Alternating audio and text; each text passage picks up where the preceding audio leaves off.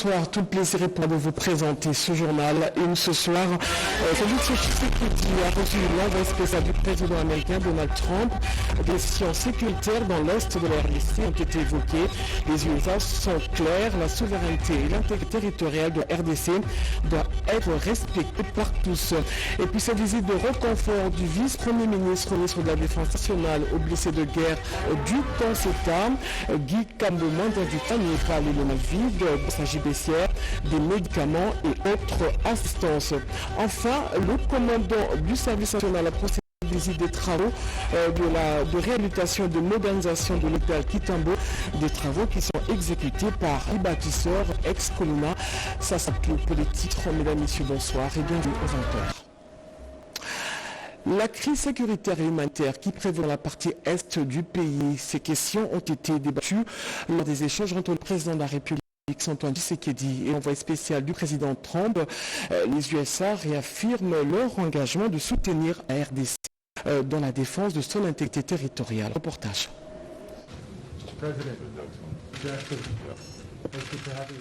Le respect de la souveraineté et de l'intégrité territoriale République démocratique du Congo était au centre entretien ce dimanche à la Cité de l'Union africaine entre l'envoyé spécial du président américain Donald Trump et le président de la République Félix Antoine Tshisekedi Tshilombo.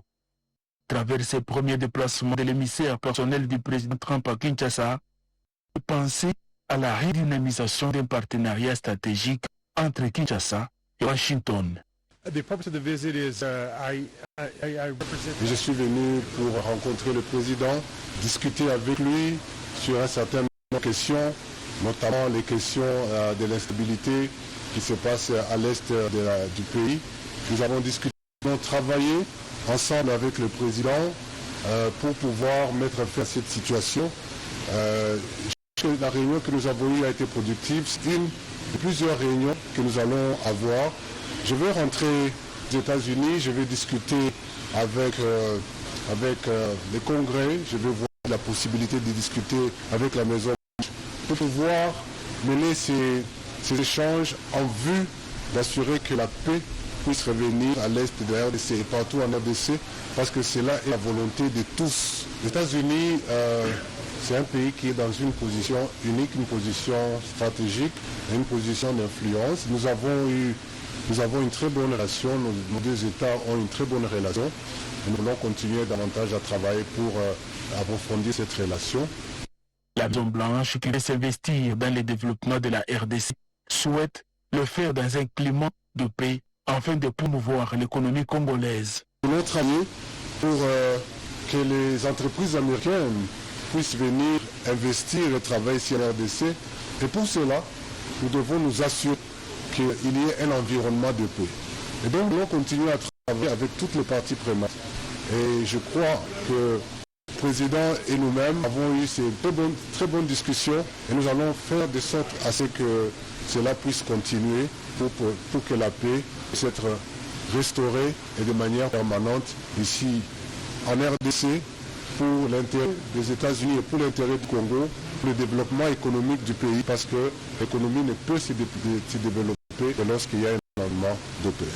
Restaurer la paix et la dignité de tout Congolais reste l'affaire du président de la République Félix Antoine Tshisekedi. Et toutes les voies rationnelles pour y arriver sont à encourager.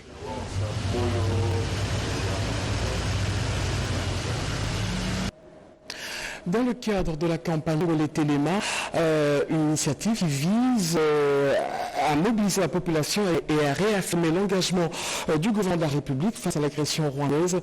Le Premier ministre est arrivé ce lundi dans la ville de Kikwit, ce après avoir traversé la ville de Bandundu, Lodi Chimène Dondo et Pomponga. La chef du gouvernement congolais, Judith Suminwa Tuluka, mène le Front populaire dans les Bandundu dans le cadre de la campagne Téléma pour le renforcement du patriotisme. C'est aux alentours de 11h qu'elle a foulé le sol de la ville de Kikwit ce lundi, où une liesse là au port Zinda en provenance de Bandundu-ville. La première ministre Judith Suminwa Tuluka a reçu les honneurs militaires en présence du maire de la ville, Abenguia, des députés et des autorités locales.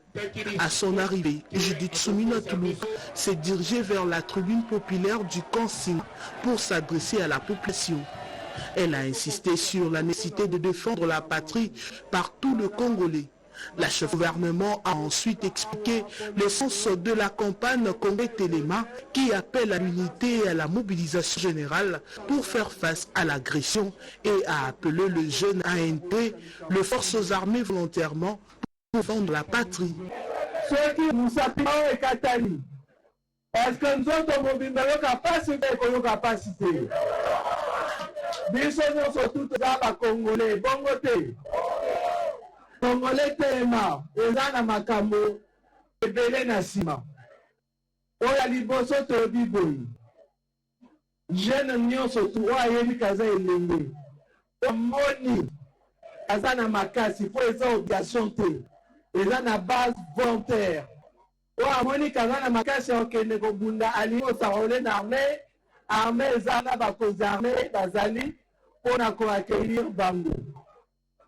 Ba oyo bamoni po basalela mboka na moyen mosusu akosala ekokozala ndenge tobandaki campagne ya effort de guerre bakoki kocontribue eloko mosusu akotuya oyo mokonzi ya mboka asengaki alobi salaire ya bamilitaire salaire ya bapolicier tozomultiplie par 2 ekobanda na mois de mars oyo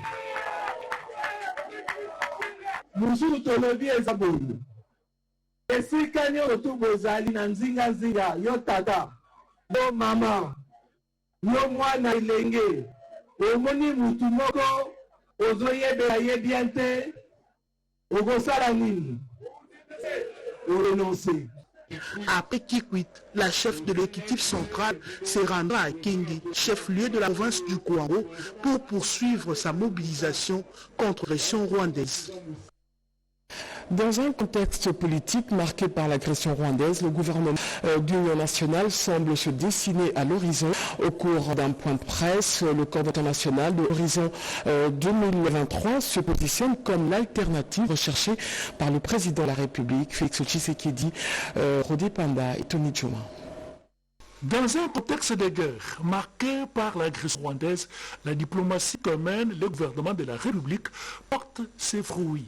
Résolutions et sanctions riment ensemble et le Rwanda se trouve dos au mur. Au cours d'un point de presse organisé à Kinshasa, le coordonnateur national de Horizon 2023 s'est exprimé à ce sujet. Nous encourageons les chefs de l'État et les gouvernements de poursuivre l'acte diplomatique. À court terme, il faut la réorganisation de notre appareil sécuritaire. Et à long terme, la République démocratique du Congo doit devenir ni plus ni moins une puissance militaire. Des retours d'une mission de plaidoyer en Europe et en Afrique, Badingo Chiswaka a rencontré des leaders en Belgique, en France, ainsi que dans des pays comme le Mali, le Niger et le Sénégal. Nous disons au chef de l'État que Horizon est prêt à apporter son expertise. Horizon 2023 regorge plusieurs expertises à son sein, des éminents avocats, médecins, juristes globalement, je vais dire, internationalistes et d'autres compétences. Et donc aujourd'hui, nous nous sentons prêts à pouvoir apporter notre pierre à l'édifice. Partenaire du pouvoir depuis 4 ans, Horizon 2023 entend jouer un rôle clé dans la stabilisation du pays et souhaite que le chef de l'État doit rester engagé dans le processus de Luanda et de Nairobi, car la souveraineté nationale ne se négocie pas. La RDC fait face à une agression injuste de la part du Rwanda qui continue de soutenir le M23 AFC, cela nécessite une mobilisation générale pour la défense de l'intégrité territoriale. Dans sa campagne de sensibilisation, Jean-Lucien Boussa continue d'inviter les jeunes à s'enrôler dans l'armée. Un reportage d'Edith Chap. En tournée de mobilisation des Congolais et des Congolaises contre l'agression rwandaise dans l'espace Grand Équateur, le ministre du portefeuille a été accueilli avec faste Gbadolité chef-lieu de la province Ubangi, samedi 15 mars 2025. Comme dans les provinces du sud Ubangi et de l'Équateur, où il est passé précédemment, Jean-Lucien Boussatongba a tenu un géant meeting populaire dans cette île. Il a prêché l'unité nationale et la défense de la mère patrie. Ce membre du gouvernement, Judith Souminois, a appelé les habitants du nord Ubangi à soutenir les efforts du président de la République, Félix Antoine Tshisekedi, visant à mettre fin, une fois pour toutes, à l'agression rwandaise. Pour y parvenir, le chef de l'État et commandant suprême des forces armées de la République démocratique Congo et de la police nationale congolaise a besoin du soutien de tous les compatriotes congolais, a insisté ce leader du Grand Équateur. C'est à ce niveau précis que le ministre du portefeuille a appelé les jeunes du Ubangi à s'enrôler massivement au sein des forces armées RDC pour contribuer à la protection et à l'intégrité territoriale défendue ardemment par Maréchal Mobutu Sese Seko, alors président d'Aïr.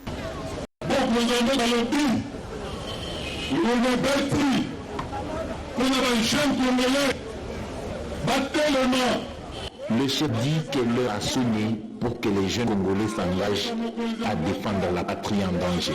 Qui sont ceux qui veulent s'engager dans les forces armées de la RDC et dans la police? L'hôpital militaire du Conseta a vécu une ambiance particulière avec la visite du vice-premier ministre, ministre de la Défense nationale et ancien combattant chez les blessés de guerre. Guy Kabombo Mwandiavita n'y est pas les mains vides dans sa gibecière des médicaments et autres assistances. Sandra Nyangui et Gérest Fougé étaient présents.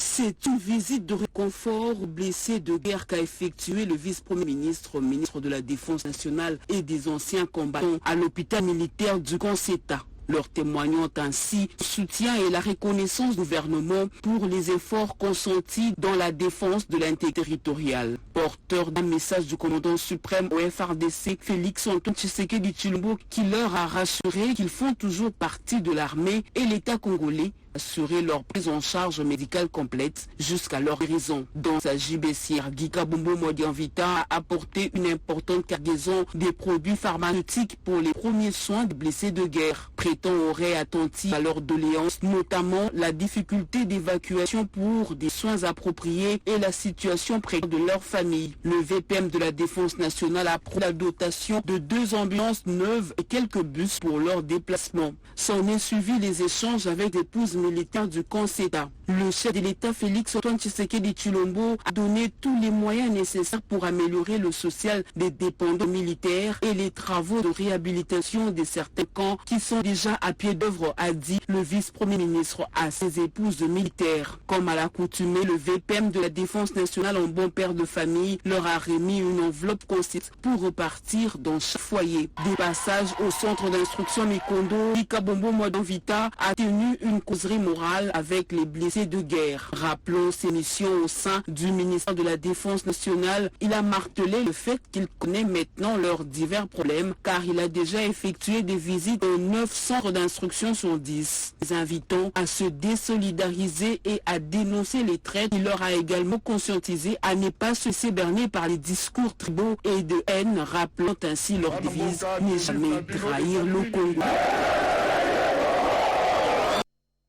Jeudi, au titre des simples récipiendaires aux véritables professionnels, les bâtisseurs ex-CONA du service national seront formés par l'entreprise Milvest. Le lieutenant général Jean-Pierre Kabouit a visité le chantier de la maternité de Kitambo, des travaux exécutés justement par ces bâtisseurs. C'est Kenina pour le reportage.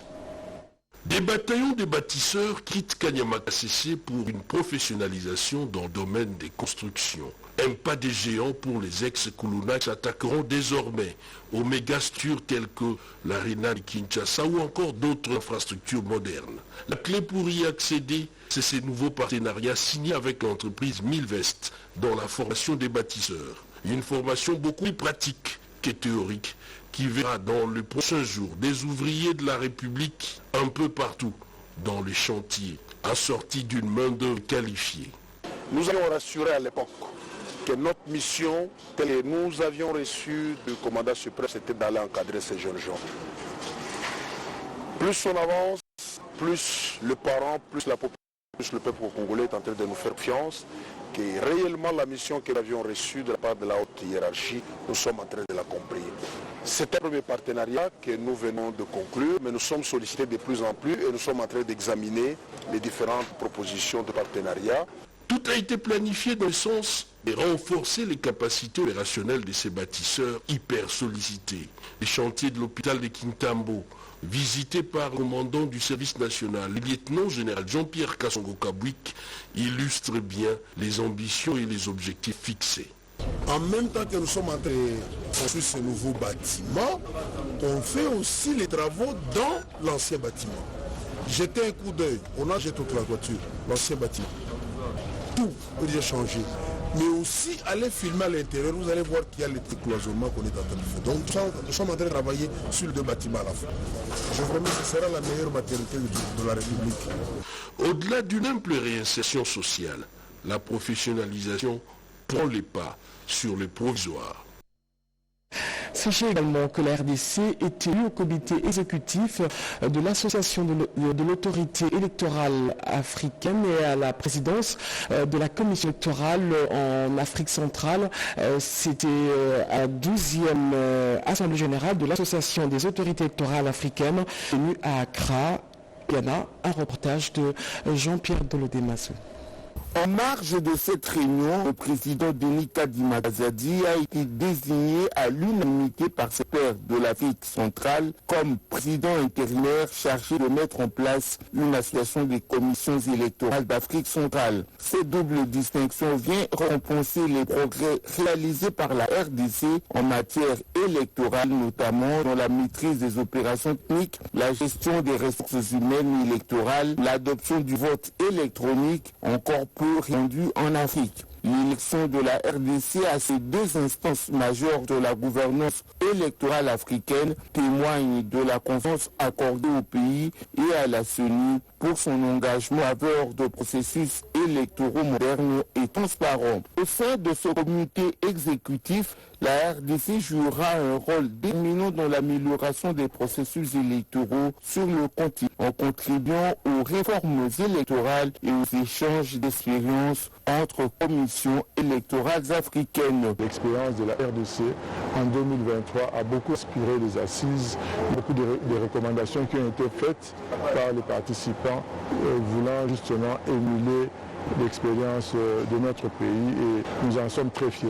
Cette reconnaissance renforce la position de la RDC comme un acteur incontournable dans la gouvernance électorale en Afrique. C'est donc une immense fierté pour la RDC que le président Denis Kadima Azadi puisse siéger dans ces deux hautes instances à la fois. Ils sont haut le drapeau de la RDC dans le ciel africain.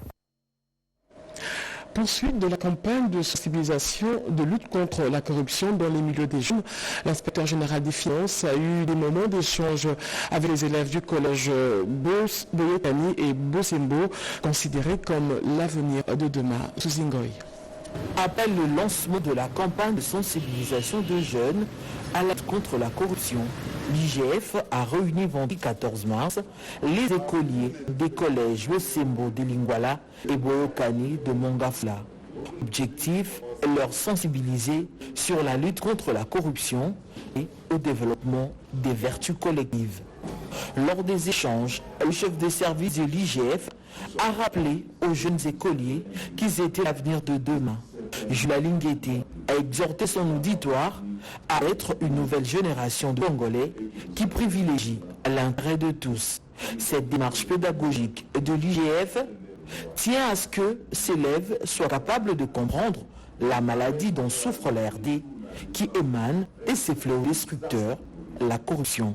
Les difficultés que nous avons aujourd'hui dans notre pays sont consécutives à la mauvaise gouvernance dont le pays a fait l'objet depuis des décennies et qu'ils doivent être une nouvelle génération de Congolais qui puissent privilégier l'intérêt collectif par rapport à l'intérêt individuel.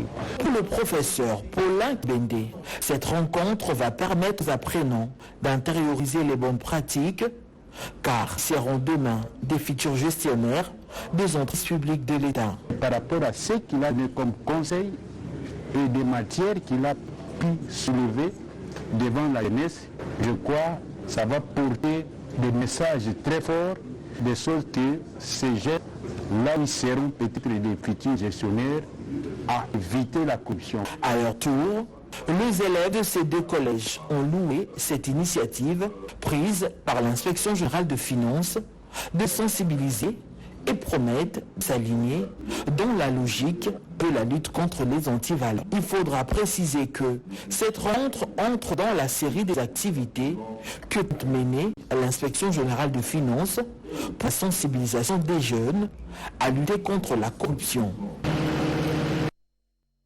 Une gestion orthodoxe qui continue à faire des exploits depuis sa prise de fonction à la tête de la Direction générale des impôts. Barnabé Mouakadi, directeur général de la DGI, vient une fois de plus d'être primé pour la mobilisation des recettes, surtout en cette période où la RC est agressée. Reportage. La Direction générale des impôts confirme ses prouesses dans la maximisation des recettes en vue de permettre au gouvernement de faire face à ces nombreux défis de développement. Cette mobilisation des recettes ne passe pas inaperçue et ne laisse pas indifférentes certaines organisations. C'est le cas de l'Observatoire international pour la bonne gouvernance qui a décerné son prix international de performance à Barnabé Mouakadi Mwamba, directeur général des impôts. Pour le jury qui a décerné ce prix, les critères qui ont évalué à ce choix ont été rigoureux. Donc moi, je l'ai toujours dit, quand on me félicite, ça permet de me remettre en cause. Je me dis, et ça j'ai toujours fait, en tant que psychologue, que je ne mérite pas ce prix. Et ça me pousse à déployer beaucoup d'efforts pour faire mieux. Le prix qui m'est donné aujourd'hui va me pousser à faire plus que nous avons toujours fait. Au mois de février, nous avons eu à dépasser les assignations. C'est pour vous dire, malgré la guerre, nous sommes là pour faire des efforts. Et ces efforts nous poussent à atteindre, voire dépasser les assignations. À noter que la cérémonie de remise de ce titre honorifique s'est déroulée au cabinet du directeur général des impôts, Barnabé Mouakadi Mwamba. Elle a officiellement pris fonction comme directeur de la présidentielle. Farah Mwamba remplace ainsi Eric Nguindou, mais ambassadeur en Mauritanie. Un reportage de Robert Ndeye-Chinese et Gila Kabalondi. Signature de procès-verbaux, transmission des dossiers, Farah Mwamba Kayoa prend officiellement ses fonctions de directrice à la cellule de communication de la présidence de la République. La cérémonie de mise reprise le lundi 17 mars 2025 dans la salle historique de congrès du Palais de la Nation a été présidée par la directrice de cabinet du chef de l'État, Nicole Toumba Bouacha, en présence du ministre de la Communication et Médias et du secrétaire général à la présidence de la République. La nouvelle directrice de communication succède à Eric Nguindou Kibambe, nommé ambassadeur plénipotentiaire de la République démocratique du Congo en République islamique de Mauritanie. Ces actes administratifs ont été accompagnés de mots forts et émouvants. Eric Nguindou, le directeur de la cellule de communication sortant, a dans son mot des circonstances rendu un vibrant hommage au chef de l'État pour la confiance placée en lui durant l'exercice de sa mission. Il a par la même occasion fait ses adieux à ses anciens collaborateurs et réitéré ses vœux de réussite à la nouvelle directrice. Je tiens à adresser mes sincères remerciements au chef de l'État. Madame Mwamba, je vous souhaite en tout cas plein succès, pleine réussite. Parce que surtout dans cette période où notre pays est en crise, vous reprenez maison, la CELCOM, dans un moment crucial. En tout cas, bonne chance et je vous souhaite plein succès. Pour sa part, Faramba a exprimé sa gratitude envers le président de la République pour le choix porté sur elle. La directrice a aussi réitéré sa promesse d'être à la hauteur des responsabilités lui confiées dans un contexte particulier au pays.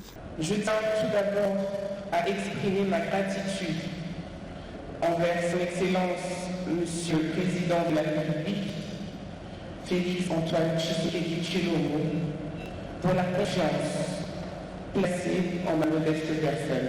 Cette nomination est un honneur, mais surtout un engagement solennel à servir avec loyauté, rigueur et professionnalisme. Nommé à la suite d'une ordonnance présidentielle lue à la radio-télé nationale congolaise le 7 mars dernier, Farah Mwamba Kayoa gérera ce service en collaboration avec Giscard Koussé Makamba, directeur adjoint de la cellule de communication, et de nombreux autres responsables de ces services spécialisés de la présidence de la République. Autre décor pour une cérémonie analogue, toujours au Palais de la Nation, où le conseil principal au Collège Économie, Finance, Commerce Extérieur et Préfet Kankolongo Moulage à Léon a passé les bâtons de commandement à Niembwe Moussoungaï et au Collège Mines, Énergie, Hydrocarbures, Kandantumba Jean-Marie, Place Makutu, Hubert.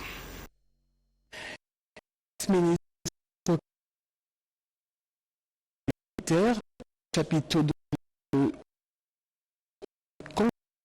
sous du vice-premier ministre de la fonction publique, Jean-Pierre Liaou, qui a rassuré et ses femmes le changement de leurs conditions de vie grâce à l'amélioration de leur salaire et de leurs primes. Recours et souvenirs courageuses sont oubliés. Le sacrifice de vivre loin de leurs hommes au service de la nation en cette période de tension marquée par les agressions de l'AFC M23 soutenue par le Rwanda. C'est le leitmotiv de Wivin Moleka, vice-ministre de l'hydrocarbure, qui a tenu à rencontrer ses épouses militaires dans le cadre de la campagne congolais Téléma, où le chef de l'État, Félix-Antoine Tshisekedi Tshilombo, appelle à l'unité nationale. Les hommes que vous soutenez, pas seulement parce qu'ils portent l'uniforme, mais parce qu'ils portent en eux l'amour de ce pays et surtout le courage de le défendre. C'est pourquoi, au nom du président de la République, chef de l'État, son Excellence Félix-Antoine Tshisekedi, et du gouvernement de la République démocratique du Congo, nous réaffirmons notre engagement. Plus de 1200 femmes de 23 camps de la ville-province de Kinshasa ont répondu à ce rendez-vous du donner et du recevoir. Elles ont présenté leurs difficultés par rapport à la rémunération de leurs hommes, les conditions sociales et autres. Invité par la vice-ministre des hydrocarbures Wivin Moleka, le vice-premier ministre, ministre de la fonction publique Jean-Pierre Liaou a apporté quelques éclaircissements sur les nouvelles mesures prises en faveur des militaires initiées par le chef de l'État, Félix-Antoine Tshisekedi Tshilombo. La première ministre était représentée par le professeur Etiamboué, qui a lancé un appel à mobiliser dans le cadre de la campagne congolaise.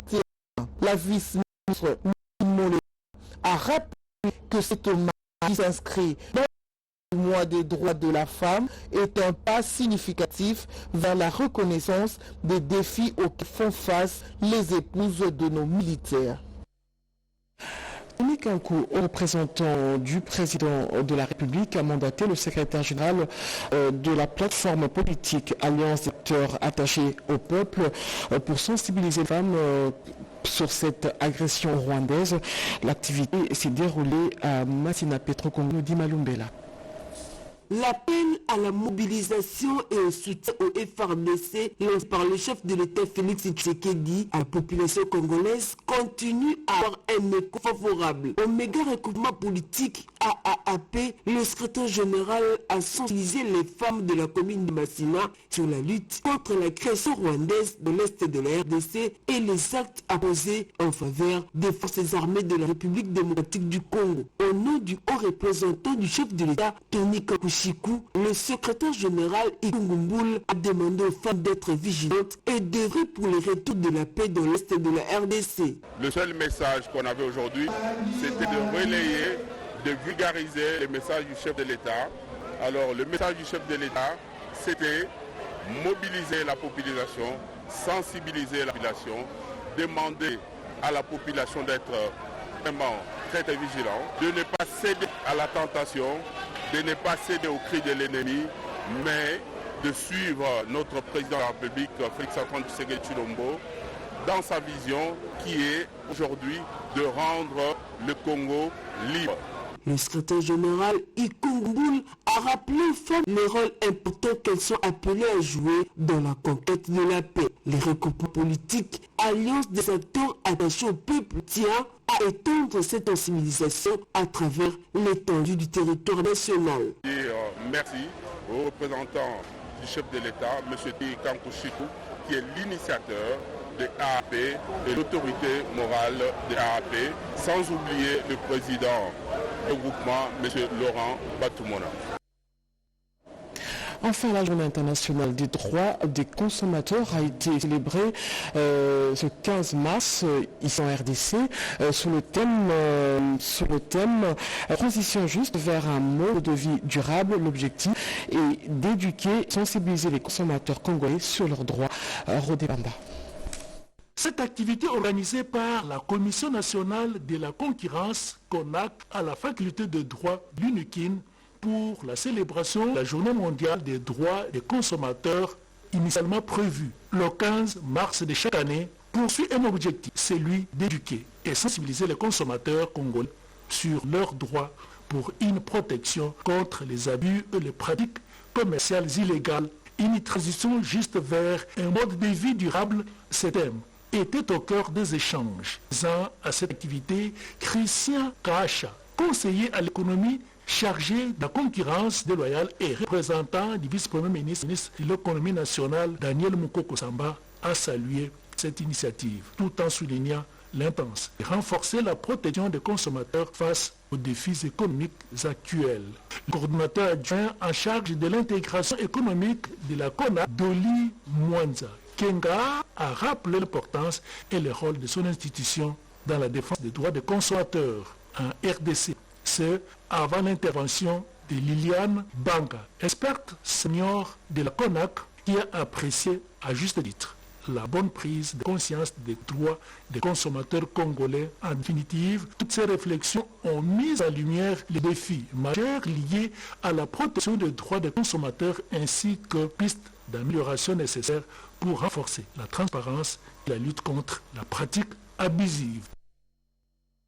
Et puis cette nouvelle, avant de boucler complète ce journal, l'autorité de régulation de la poste et des télécommunications du Congo, ARSPTC, a lancé depuis le 3 mars 2025 une consultation publique sur l'introduction de la 5G en RDC.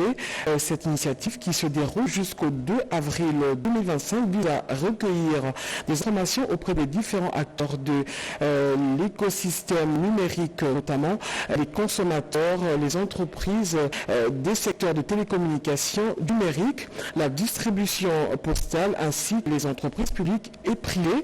Pendant 30 jours, les parties prenantes sont invitées à répondre à un questionnaire structuré autour de 6 grands thèmes: les obligations de licence, le réseau 5G et le spectre des fréquences, le partage des infrastructures et l'accès au domaine public. Le questionnaire est disponible au site de l'ARPTC, www.arrptc.gouv.cd. Merci de suivre ce journal. À la technique, Julien Piana, Espérance Kajinga, Simon Kankolongo et Gauthier Kiesi qui étaient derrière la caméra sous la supervision de Jacques Kaboba. Je vous retrouve demain à 20h avec le même plaisir, 23h. Robert Mbelchi vient pour vous informer. Entre-temps, portez-vous bien.